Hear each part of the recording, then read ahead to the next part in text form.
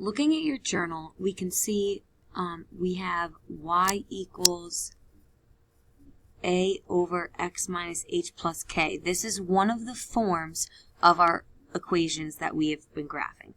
Another form you're going to see today, if you want to write this in the side of your notes or write it in your journal, is going to be y equals ax plus b over cx plus d.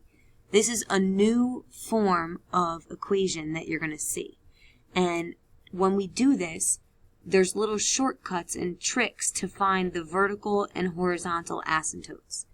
To find the vertical asymptote, you are going to say x equals negative d over c. And for the horizontal asymptote, you're going to say y equals a over c.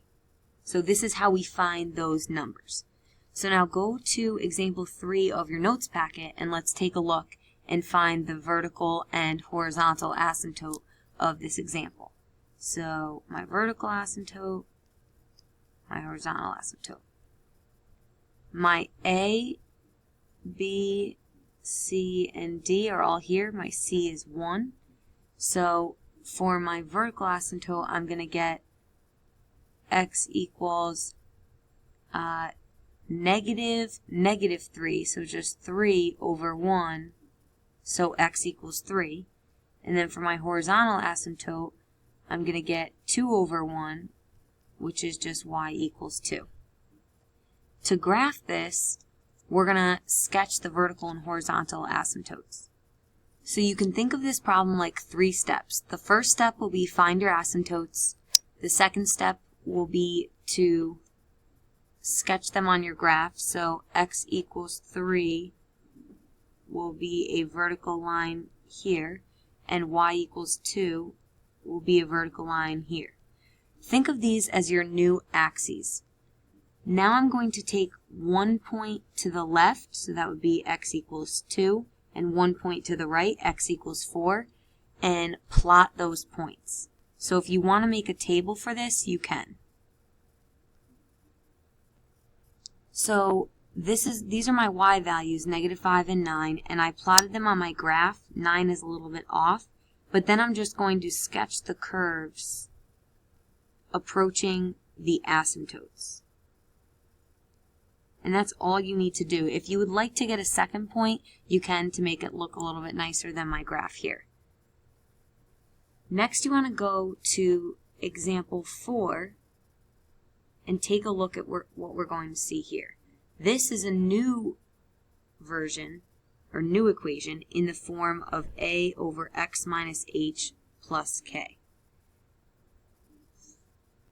For example 4, we want to rewrite this function, g of x, in the form of a minus h over x minus h plus k. So to do that, we have to do a little bit of long division, but it's not too bad. It's only going to be multiplying to get one number. So I have x plus 1 goes into 3x plus 5 just 3 times. 3 times x is 3x plus 3. I subtract, and I get 5 minus 3 is 2. If you have trouble with this long division, we'll go over it in class tomorrow, but this is something you've done before. So my new g of x function is going to be my remainder, which is 2 over x plus 1, and then plus 3, the answer that I got up here. So this is in the form that we already know, and I know that my vertical asymptote is the opposite of the bottom number, so x equals -1. My horizontal asymptote is y equals 3. And this is just another way that we can rewrite an equation to graph it. So just like in my previous example, I'm going to sketch my asymptotes. I have x equals -1, which is a dotted line here, and y equals 3, and these are my new axes.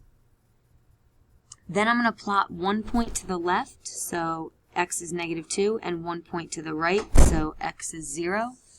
And let's make a little table and plot those points.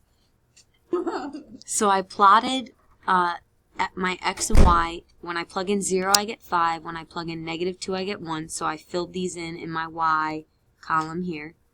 And then I plotted those points, -2, 1, 0, 5.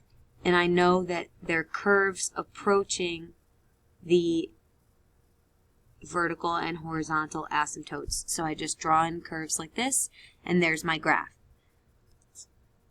If I want to describe the transformation, it's shifted, the axes are shifted up and to the left. So you can see the origin started here, and now the new origin is here. So the graph was shifted up and to the left.